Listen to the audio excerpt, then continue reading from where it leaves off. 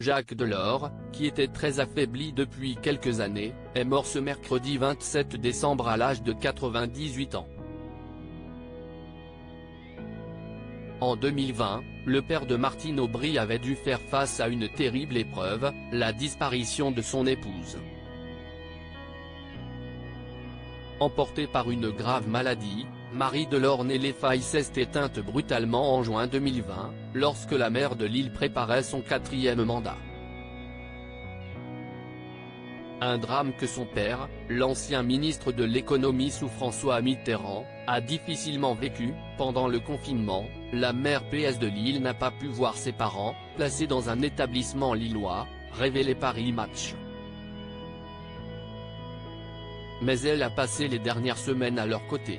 Parce que son père, l'ancien élu Jacques Delors, note de la rédaction, ne s'en sentait pas capable, précisaient nos confrères. Trop affecté par la perte de son épouse, Jacques Delors n'avait pas souhaité rendre sa mort publique, avant ses obsèques. Proche de sa fille, l'ancien président de la Commission européenne a toujours gardé un œil protecteur sur la carrière de la haute fonctionnaire.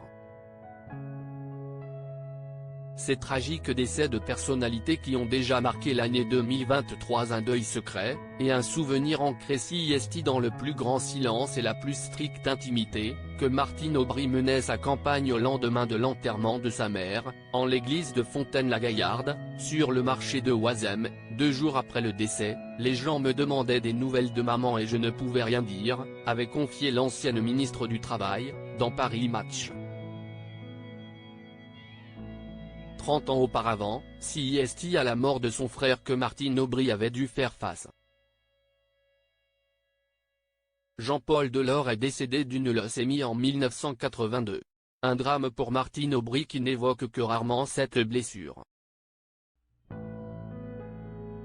Une épreuve pareille, ça donne le sens des priorités, avait-elle sobrement confié il y a quelques années.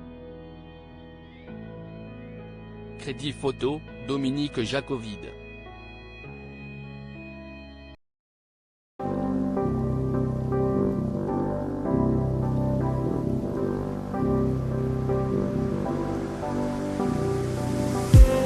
I just need some that will wake me up enough to fight, 'cause you let me down it for me to.